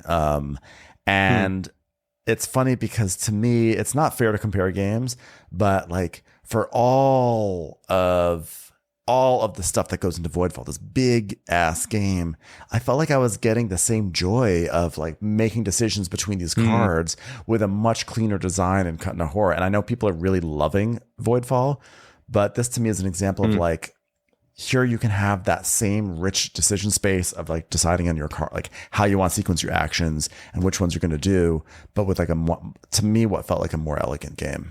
So I really, Gotcha. I really recommend it. And I think that people should definitely seek it out or try it, So Yeah. Awesome. what about, you mentioned a game that you've been playing recently that you said is that you've been really into, that I think is about to get out to the public. Yeah, that's true. So I have just a whole list of cooperative games that I've been playing because as we talked about. But there's technically 2 that I can think of that are meet that criteria. One that I was talking to you about earlier is one that GMT put out and that I developed, so I'm biased, like straight up, of course, very biased. But the game that I'm talking about is the Plum Island Horror by Herman Luttman. And this is a game that feels very much outside the normal GMT wheelhouse, but I gotta say, it is just a blast to play. It's a cooperative game for 1 to 4 players where you are playing as a faction of people that live on Plum Island. And there's a natural disaster on Plum Island. And of course, the research facility on the island has a critical failure. And all of the scientists that are working at this facility are infected by including this Professor Plum, if you will. Ooh, that's good. I'm going to write that down for the expansion. That's pretty good. That's a deep cut. Plum, yeah, that's a board game joke. That's a deep cut. A board game joke. I love it. Joke on a board game podcast. You're welcome, everyone. Anyway, go on. So the scientists are corrupted. Pod over. Thanks so much for being here, Ken. And so it's a unique game in the fact that it's got like a tower defense feel to it as a cooperative game where these horrors are coming down these 6 different tracks on the game board, and you're working with your group of characters. So unlike some cooperative games, you actually have you're using a whole team. So you have 5 standees on the board that you oversee. And every person, the 5 standees kind of make up a player's faction. And so the faction units people, standees, are moved around the board to take all these different kinds of actions. And so the goal of the game is to survive. It's really a survival game where it takes 9 rounds to play. And over the course of those 9 rounds, you need to evacuate a certain number of civilians from Plum Island before kind of the island is completely taken over. You risk kind of this biohazard leak because as you are kind of fighting back these horrors, you're coming in and potentially getting you're like in close combat with them, and so you're potentially getting contaminated, and so you're kind of also pushing back this contamination level. And then there's a little bit of like supplies, feed your people, kind of a portion of the game too, where everybody kind of has to make it and like find the supplies they need to make it through the thing. Also, all the while making sure that these horrors don't actually get off the island. So there's like a bridge that they can get off on, or they can get off if they get to the bottom of the island. There's all of these like rescue boats that are trying to get civilians off. And so if the horrors actually make it to the bottom, then kind of all kinds of chaos ensues. And so it's this pretty unique game in kind of a fairly well-trod trope, right? I mean, these are horrors, Ben, not zombies. Horrors. Not zombies. No, horrors. It's horrors. It's not actually just zombies. It's concepts coming at you. It's like here comes a horror. A horror is coming at me. Yes, a horror. The concept of horror is coming at me. It's just it's a terrible thing that's coming for you. Yeah. Yeah. A bad thing. It's coming. Yeah. So, wink, wink, they're not zombies. But when I teach the game, even as the developer, I'm like, and when the zombies are coming down. Is it because you guys don't want to say zombie? Is it because it's like you don't want the zombie brand or something? Like not brand, but like if you don't want people to say, oh, it's a zombie game. Do you, right? Is that why? The lore of the game didn't really like make it feel the designer Herman was really intent on it feeling more like a biological real world accident. And so these like mutations and horrors, kind of zombie adjacent, but zombie adjacent anyway. Yeah, okay, that's a good answer. I mean, that makes sense. Like they're not because zombies are zombies. It's not like you don't call mummies zombies. Right. Zombies are zombies, and these are not zombies. These are just people who have been mutated by something terrible, and now they want to do terrible things to people, but they're not necessarily interested in eating brains. So yeah, right? No, totally not. So that would never happen. Not really zombies. Just zombie-esque. Yeah, so it's been fun. So as a developer, I get a like kind of a pre-release copy where we're like checking everything that's kind of like the first 10 copies off of the print get air shipped to us, so we can like go through things and make sure that the components are all there and everything looks the way and nothing was miscut or whatever. Yeah. So I get an early copy of everything that I'm working on, and it's for me, it's hit the table. I think I've had it like a little over a month. I think it's hit the table like 4 or 5 times. Wow. It's just something that's really fun to play with friends and family, and it's a really cool co-op puzzle. It feels very different, but it's got it's like dripping with narrative. It's one of Herman's gifts as a designer is he just brings a lot of flavor to it. That's good. But what's really unique about it is that it's got this very mainstream like theme on it, and it plays and it feels like a very mainstream cooperative game. However, the basis of it is a squad level war game. And so because the way that because he's a war game designer, by like that's where all of his other like past designs are, except for he did a game called Dawn of the Zeds, which is one of his earlier games. And I think that's part of why this is the Plum Island Horror is like differentiating from that a little bit, because the Zeds are Z is for zombie, right? Right. And so it feels very different than that game. But because of his background in these kind of war games, the way in which you are moving your 5 standees around feels very much more like a tactical war game. And so like choosing where to combat the horrors matters a lot in how successful you can be. Yeah. Or, choosing when to, pull back, whether to push, and like kind of looking through different parts of the game. It feels like you're making a lot of like very interesting tactical decisions. Maybe a gateway. It's great. Lots of fun. Maybe a gateway into that kind of approach to games. Totally. And it's not a very heavy game, but I would say it's like probably most adjacent in the cooperative space to something like Eldritch Horror. It's kind of got that like cooperative narrative feel. I would say, as a very biased opinion, I would say that it feels a little bit more strategic than Eldritch Horror. So Eldritch Horror seems to me to feel like a game where like I love it, played it a ton, but sometimes those mythos cards come up and they just kick you in the teeth and there's nothing that you can do about it. You're like, well, you just can't prepare for that. I've never played it actually, but okay. I feel like I would imagine like you. I just can imagine a sentiment. It's like I can imagine like I've had, and that's the sort of game where you play and then all of a sudden something very Lovecraftian and terrible happens to you and it all ends.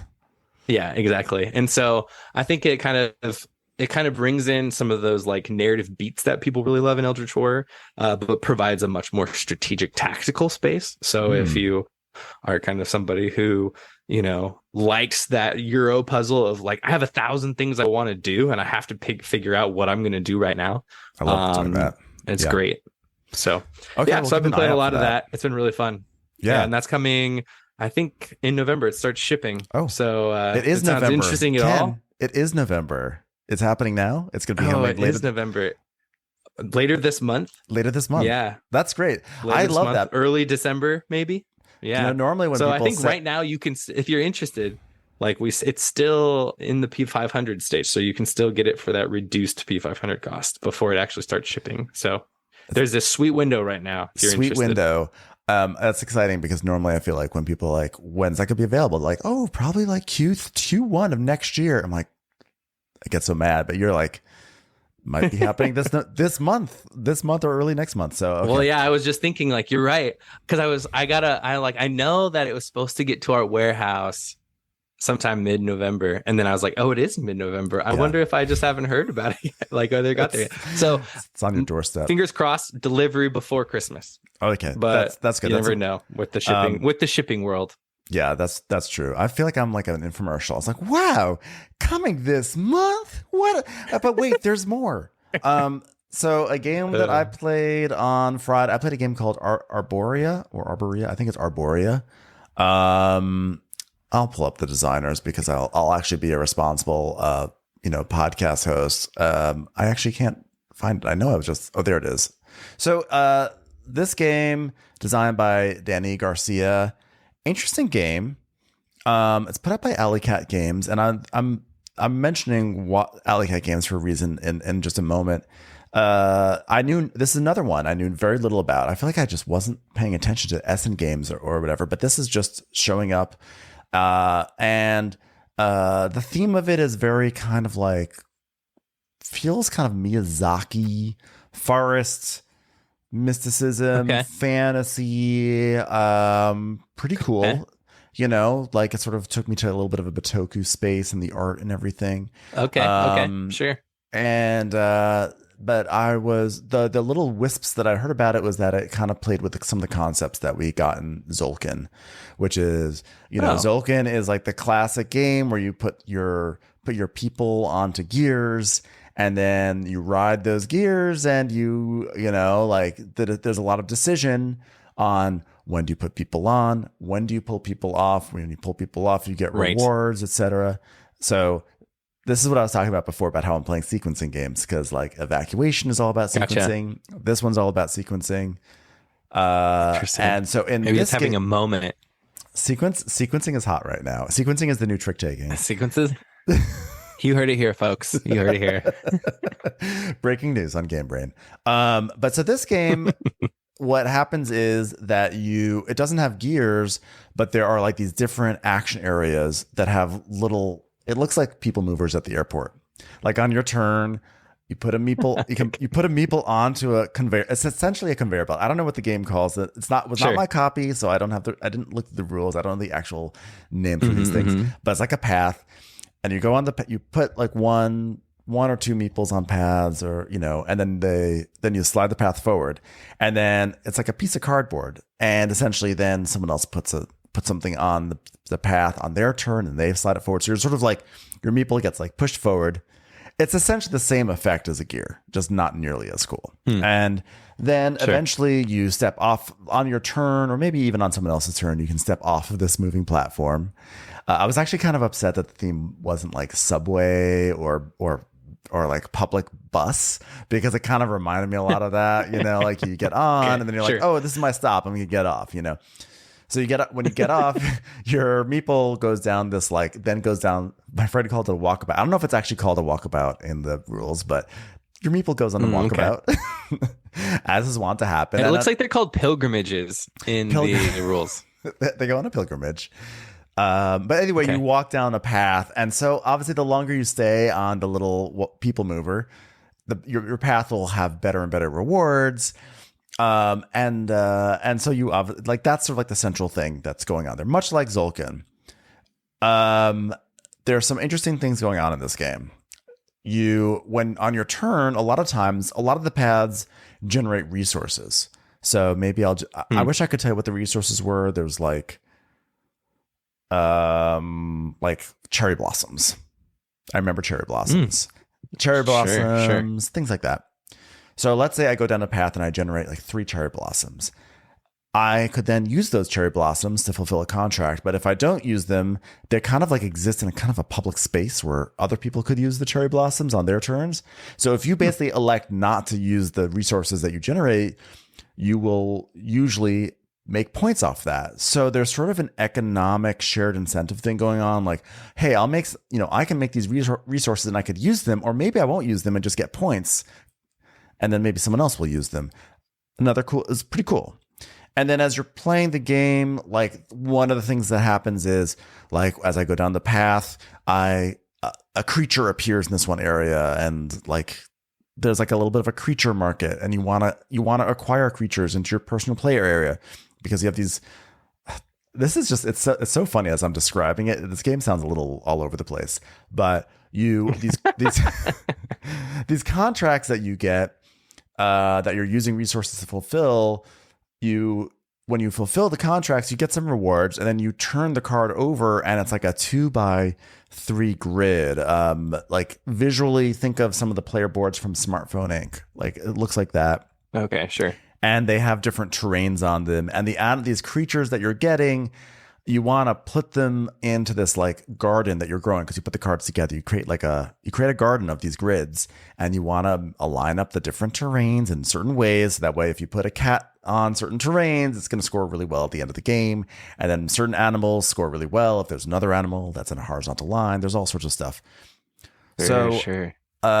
Really cool stuff in this game, but it left me cold. I have to say, it left me cold in my first play, because it felt like it was one of these games where the sum was not greater than the parts. Is that the expression? It just felt like cool concepts, but servicing kind of to me, a pedestrian game.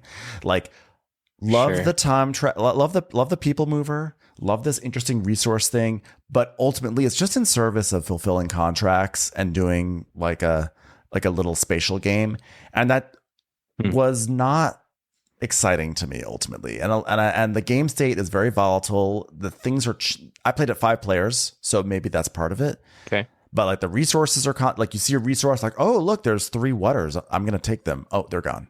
Oh, there's 3 cherry blossoms, I can do this contract. Oh, they're gone. Oh, there's that. Oh, it's gone. It's like one of those games, and it kind of like, at first I was like, this is so cool. There's so much going on. There's so much variability. This is lots happening. But I found that like midway through, I started to get bored, and then it started to become tedious. So I think Arborea is not going to be one for me. But other people at the table seem to like it. no one seemed to love it. They seemed more interested in trying it. I will say this is the real bone to pick, and this is why I mentioned this from Alley Cat Games. It's like almost impossible to read the board. There are icons everywhere, and they are tiny, teeny, teeny, tiny. And this drove me nuts because the box size is sort of smaller, and I feel like this board needed to be larger just to be able to use it. And there's lots of empty space on the board that's filled with this like very big, bold, brash kind of really cool art, but then you can't see any of the icons. And I just have to say to people out there designing games, artists, graphic design matters. Okay. It really matters. And please don't do this. And Alley Cat Games, they put out Autobahn last year, which was, I think, a top 3 game for me last year. It's really, really cool economic shared incentive game. And everything in that game was tiny and hard to read because, again, they were going for a smaller box. And, Alley Cat Games, you gotta do better. I'm sorry. I know it's a way to save money, and maybe you have some insight, Ken, because you're on the business side of this, but I understand you gotta save money and create margins, but like when it's really small, when stuff is really small and like it's small in the fingers and it's small to read, it really gets in the way. It could actually hamper a game. And I wonder if actually some of my experience was affected by the fact that there was a usability issue. So I don't know. Does that totally possible? I mean, how much when you see a game, Ken, that has like lots of small icons and stuff like that, do you think like, oh, okay, I know why this is. I know what's going on here. I mean, there's a lot of things, all right? I mean, there's so many things that you could take into consideration. One of the weirdest things about games that have come out in the last 4 or 5 years is that a lot of games have been played and developed and designed in a digital space. Mm-hmm. And so when you can zoom in on a board all you want, you don't care how big something is, right? And so I just had a meeting with one of my graphic design layout guys working on a map for a game that's coming out probably next year because it's not right now. But I like sent the prototype map over. And at GMT, we work with one factory, and the factory does specific board sizes. So all of our boards are dimensionally the same, effectively. We can choose how many panels we have on our boards, up to 8 panels. But whether it's a 4-panel board or a 6-panel board and 8-panel board, the panels are all the same size. And so we only have like 4 or 5 different ways that we can put a board together. And so I was meeting with him, and I had sent him this prototype, and the whole game had been done in Tabletop Simulator, and he's like, this doesn't fit. We need a bigger board. And I was like, come on, this is the board size that I got. This is what we put on our cost list. And so he's like, it's not happening. It's like if you want everything on here like this, it's just not going to fit. And so we ended up going up in board size, and it worked out because we had actually ended up changing some components through playtesting.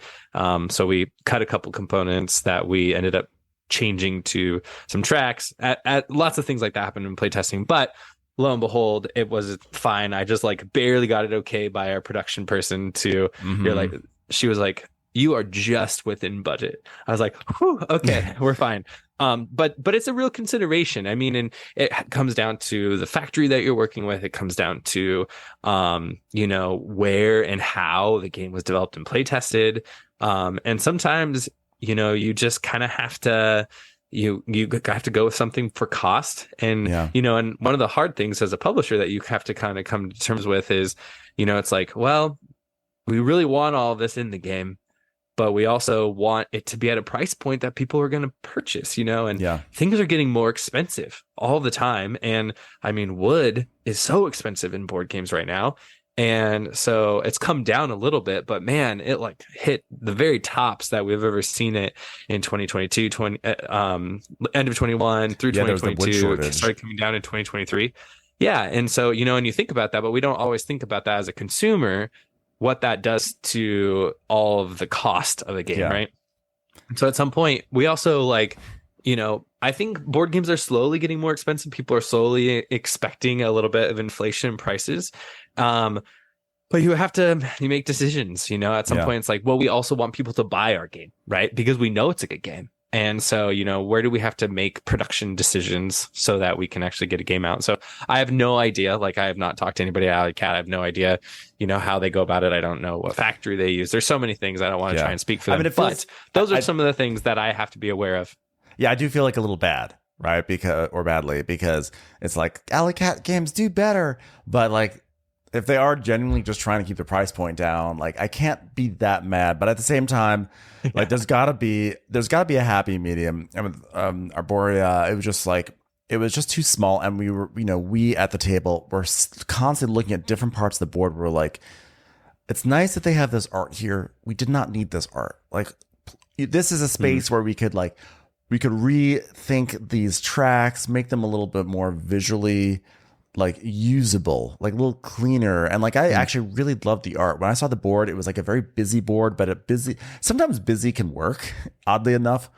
Right. The board for Praga Cop at Regni, I absolutely loved. I saw this, it was busy, but it was like inviting busy. And but then ultimately, because the icons were so small and hard to read, I then got frustrated because it's like you made a busy board, right, and then you made it hard to read when you actually needed to play a game. So that bothered me. But ultimately, it's just the game. I felt like really cool stuff in there that maybe some people will absolutely love.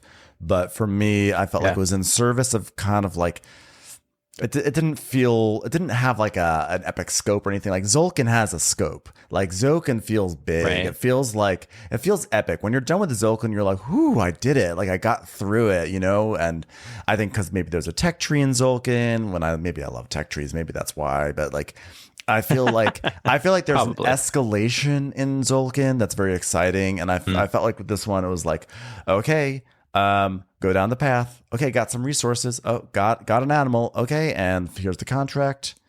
And I got my garden out, and now let's do it all over again. And you get there's other elements, there are other systems in the game. It's not just that, and there's ways that you can get additional perks as you play, so you get more and more perks, little things. So anyway, I was hoping that would be better than it was, but it was a miss for me. The last thing I just want to say one last thing because we've got to go soon. But yesterday, Ken, I had an epic day of playing 1880 China. Or is it just 1880? Oh, baby. 1880, which is really becoming one of my favorites. China. One of my favorites. But I have a question for you. So you're 18XX. Like you're part of the famed Seattle 18XX players, right? Like you know the genre. Okay. Fringe. I'm fringe. You're fringe.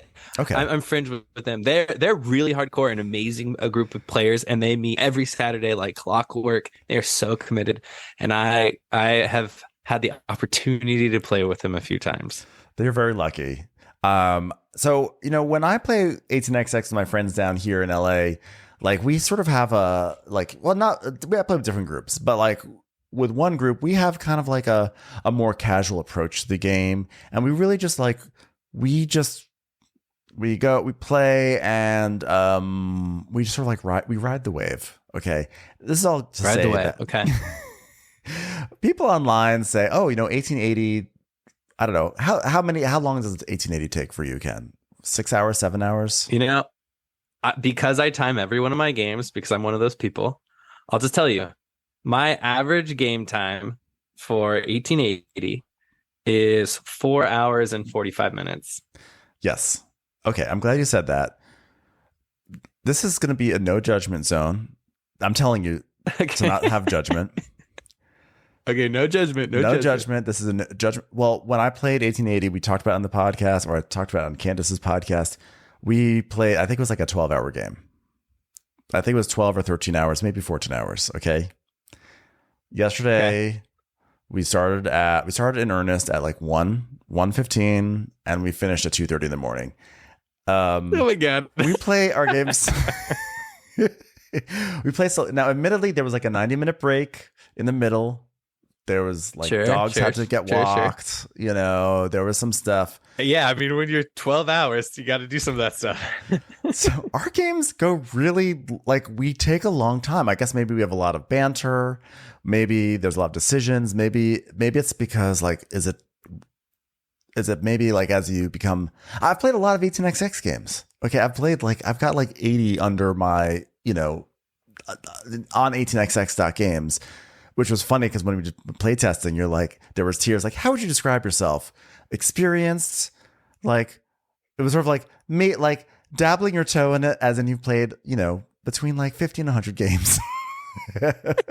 I'm like I guess I'm just dabbling my toe in it, but I have questions. Sure. I have questions about like why are your games more at a manageable length? I'm not gonna ask why are mine slow because you haven't seen the games, but like why are your games? It's crazy, and then I also I need advice about something. But first, I need to know how are your games? How are you playing 1880 in 5 hours, basically 4 to 5 hours? So, it's a good question, right? I mean, how do you do this? So it's funny because I think the opposite. I think, how does it take you 12 hours? I just can't imagine a world where 1880 takes 12 hours. So we're on opposite sides of the spectrum here, Ben. I do. And here's the thing. I'm the kind of person who that still sounds like an amazing day to me. I'm not so a person who. Yeah, I'm sure. And that's the thing. Like part of it is the people, right? Like sometimes you just don't care. You know, you're like, hey, man, I feel so blessed to be able to hang out with my friends for 12 hours. And if we play one game or no games or 10 games, I don't care. So that's the caveat that I'll give. However, there are people who have 18xx games, they just don't believe that the time on the box is actually what people like can actually play the game in. And so I mean, you get some of the very stereotypical like advice, like first of all, and I'm pretty sure you guys use poker chips, right? We do use poker chips. Yes, we use poker chips. Okay, good. I mean, we got a revenue tracker. We got everything. Okay, so those are like, so you have the play rates, as I call them. Yes. Which, or you know, so that makes the time faster for sure. Because if you've never played a game with paper money, man, you would literally, if you guys take 12 hours without it, that's a 24-hour game for you. No, paper money, I will never. I think that we just take a long time making decisions. Maybe we like really tease out decisions. But here's a real question. How many people were there? There were 5 people. 5 people. Okay. So that's right on the cusp for 1880. So one of the things that you always have to think about when you think about any kind of 18xx game is you have to think about the exponential nature of think time that comes with the number of companies in a game. So I don't play 1880 with less than 6 people because, in my opinion, there's too many companies in the game for less players than that. Because on average, generally speaking, as kind of a rule of thumb, I think players generally have the like the faculty to strategically think through 2 to 3 companies worth of plays. And that's high end. Ideally people are running 1 or 2 companies, ideally. Yeah, and we all had 2 companies. So because except for one. And you all had 2 companies. Someone had a third one. Right. And so, and what happens there is, and then what's really unique about 1880 is the way in which the companies they come in and they get put in a set order, right? Yeah. And so if you had one player with back-to-back companies, it's not the player's fault, but it's the fact that they're running back-to-back companies that you added an exponential amount of time. Because in 18xx, the way that you go from a short, or the way you go from a long group play of a game to a short game is that you teach the other players that they are doing their turn on other players' turns. So like, because one of the unique things about 18xx as kind of compared to so many other like board games is that the game state doesn't really change that much in between operations. Maybe somebody like upgraded a tile that you use, and then you can just quickly upgrade your revenue track, right? That's how you use that well, is you say, oh, I use that city. It went up 10. I moved my revenue tracker up 10. I don't have to rethink about how much like my train runs or whatever. I think that's important. I think that's important. And I'm sorry to interrupt, but I think like no, that's fine. The revenue tracker, I feel like is so much more important than just like, we can just see how much things are doing. I think that's like, it actually could really move things along. Right. And so one of the things that I did when I ran a monthly game day for 18xx where I was literally teaching new people to come into the 18x hobby because I love it. I think 18xx is one of the best subgenres of board gaming, but I know that it's hard for people to get into. And so one of the first things I say is like, no joke, if you're interested and you want to play, we'd love to have you, but bring a piece of paper, because anytime you have to recalculate something, you're probably doing more work than you need to. And so yes. Go on. I'm gonna come it's back really to that. Tricky. Okay. And so it's really tricky is when you said you had 5 players and you were each running 2 or 3 companies. So you're running between 10 and 12 companies in 1880. And that's standard. So that's why I don't play with less than 6, because everybody has 2 companies. Nobody should have 3 companies in 1880. It's just too much. And so that's why I think 6 and 7 is the best, because you have one person with 1, you have a couple people with 2. However, I'll say is, and so some of it is training players to play well. It's a very different kind of game to play. And so people who play 18xx fast, they have a way that they approach the game that feels very different. And so you can learn that. So like one of the things that I will teach people is, bring a piece of paper, and as you get a train, you write down your revenue, and as they increase, you just cross out a number along that line and you add the next number. Or if you want to, you can add to the end of your line so that you're never like having to trace your routes over and over again to try and figure out what the best one to run is. And that's what takes a long time in 18xx games, is when you have 12 companies running and you have to count 12 routes every operating round. I mean, that's going to take a long time. Yes, because, thank you for saying this, because this is what we're thinking about, because it was a long ass game. I mean, we were having great fun, but around 11:30, and so for as many hours as it was, it just flew by. When we looked down, we saw it was 11:30 p.m. We're like, oh my God. But that was also the moment where we're like, we'd say, oh my God, it's 11:30. And then it's almost like that the mental thing happens where then everyone starts to get tired.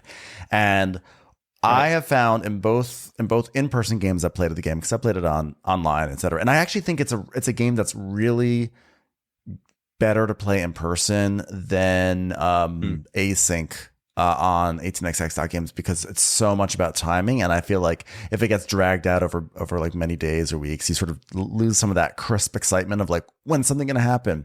Right. So like, I really wanted to get it to the table. And I have found like, the arc of the game is as it goes through, once you get around the area where you normally have a train rush, that's like communism hits the game.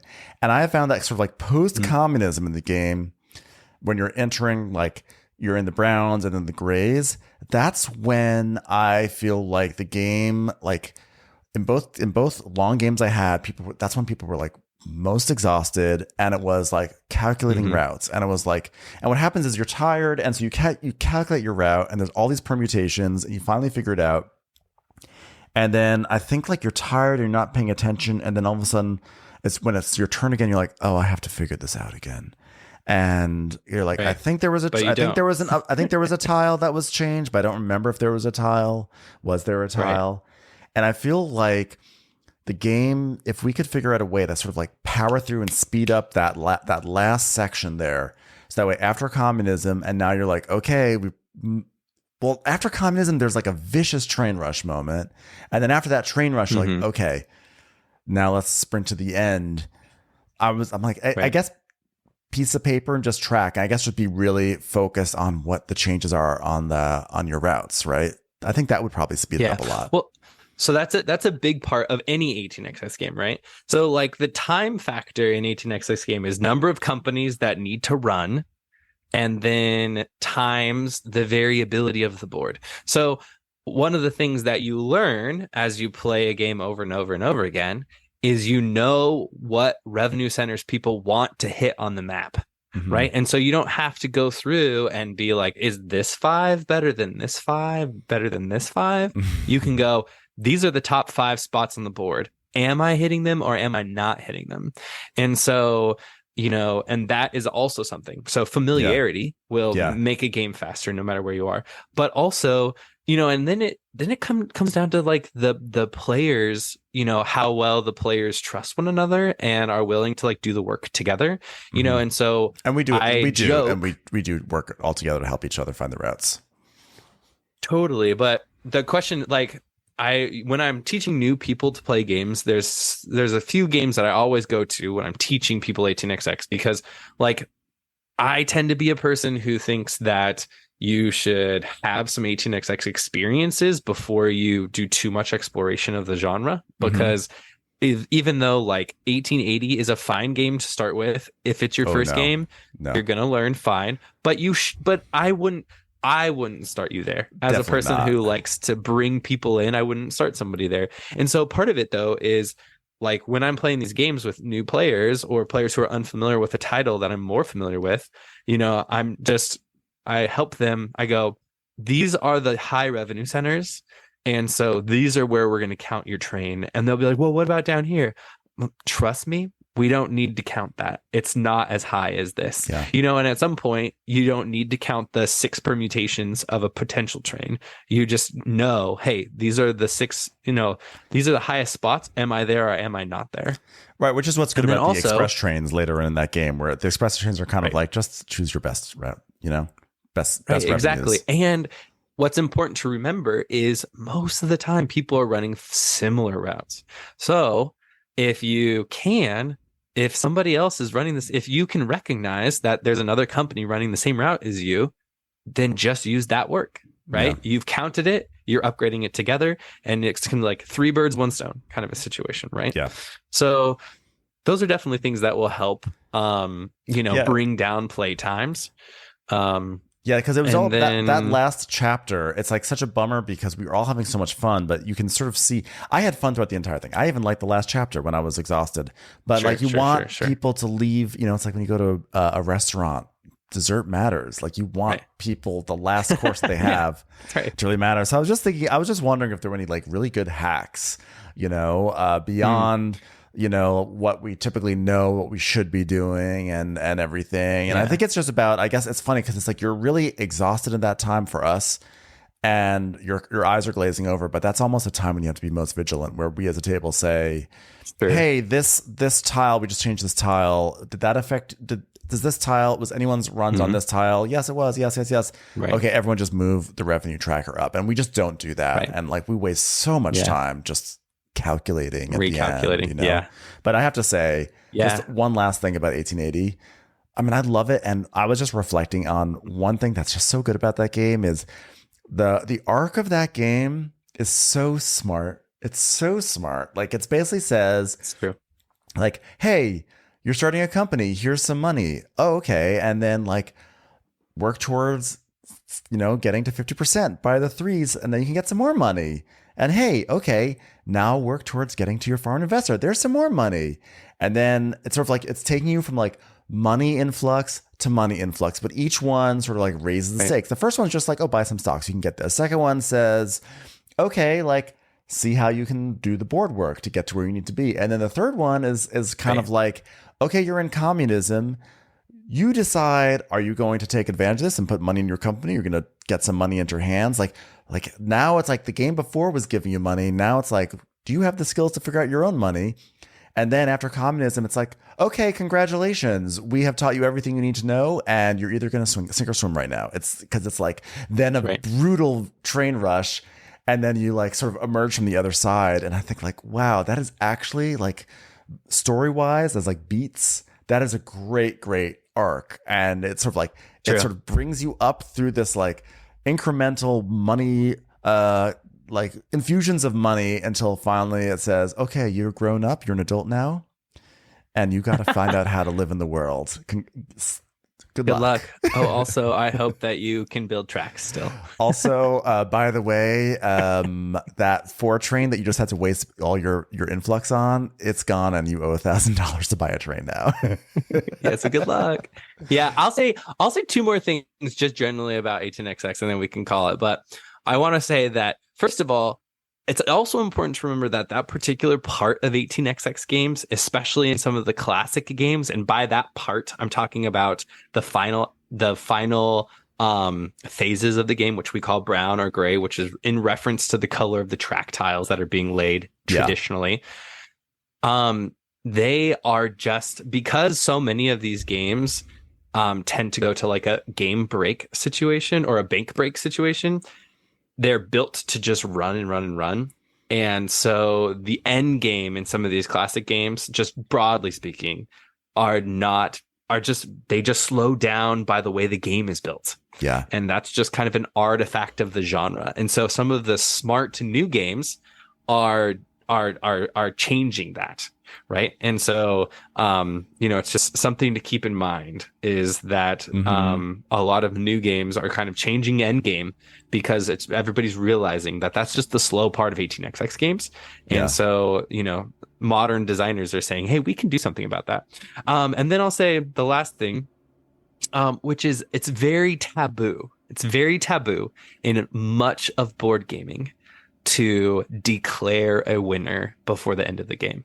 Yeah. It is very common in 18xx games because one of the things that's unique about 18xx games is that at most points in the end game, you can fairly easily look around the table and you can look at people's cash on hand and you can look at people's portfolios and you can compare them against one another. And you can kind of say, I've got you beat here. Because in a little bit of like a checkmate situation where it's like, unless where you have a few more shares than me or have a few less shares than me is significantly outperforming what I've invested in, we are both going to increase at the same or very similar trajectories. And so because there's so much open information in 18xx games, it is one of the few places in gaming where you can actually fairly accurately predetermine whether or not how something's actually going to come out. I'm always nervous to do that. I'm nervous to do that because the first time I played 1880, the scores were separated by like $50. Sure, and there's tons of those stories, right? Yeah. Like, and I'm not telling you like you shouldn't play games to the end, but sometimes you can know. Sometimes you know. Sometimes and sometimes actually knowing who wins isn't worth the next 2 hours of play.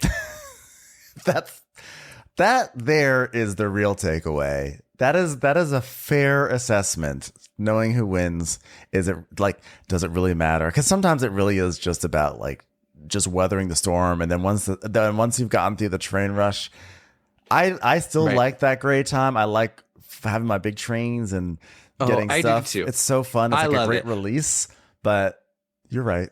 But it's just important, like at some points, it's just important to remember that sometimes it's worth just calling it, you know. And because what's crazy is, so you talk about if I have a train game day, and I often will play for 12 or more hours. Usually we start at like 9 or 10 in the morning, and we play till midnight.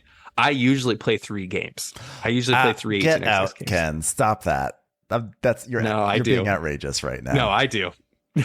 And so like, and I'm not insane. doing it just because I want to play. I mean, I'm not like there to play 3 games, but it's very common that we get 3 games played. And for my time, and like, I love the big day, one game all day days. But sometimes it's just fun to see it play out again. Yeah. And get a second chance at it, or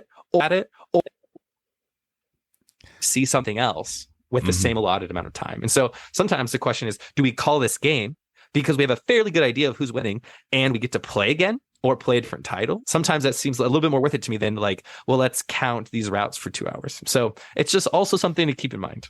Yeah. And I think that's the thing. Like, that's why, honestly, when I have 80 games under my belt, but I feel like there's still so much to learn about just the act of playing these games. And I also like playing them online is way different than playing them in person. There's like, I think there is a learning curve to playing in person. But that being said, let's not make this podcast as long as the gray phase on an 18xx game. Okay. You've got a baby. Nice. You've got a baby, and you need to treasure your time while your baby is asleep. That's right. If I don't get sleep now, I'm never going to get it. Yeah. Thanks so much for spending this precious free time that you have here on the podcast. It was so fun to reconnect and talk about these games and learn about the games you've been playing and learn about the games that you guys over there, GMT, have coming down the pike.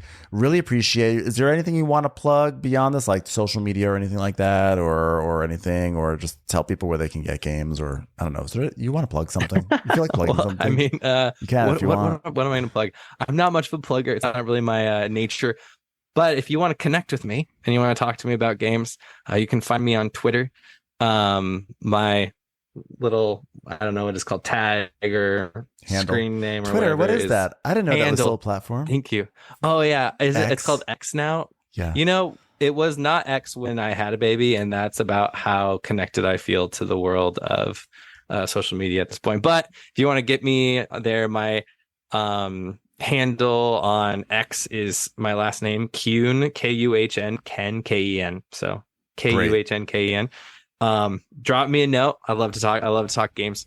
And that's the best way to get a hold of me. And you know, and if you want to try 18xx game set in the Pacific Northwest, I have a game, 1822 PNW. Yeah, as you all should. Thank you so much, Ken, for being here. Thanks everyone for listening. You've been listening to Game Brain, produced and edited by Matthew Robinson, Tom Donnelly, Trey Alsop, and Ben Mandelker. Special thanks to Daedalus for our incredible music. More on Daedalus at GameBrainPod.com. And thanks to Edamar Peleg for our incredible graphics. Be sure to check him out on Instagram at Kerbuloni or on his website, kerbuloni.com. You can reach us by email at contact@GameBrainPod.com. Thanks for listening, and go play some games with friends or make some friends with games.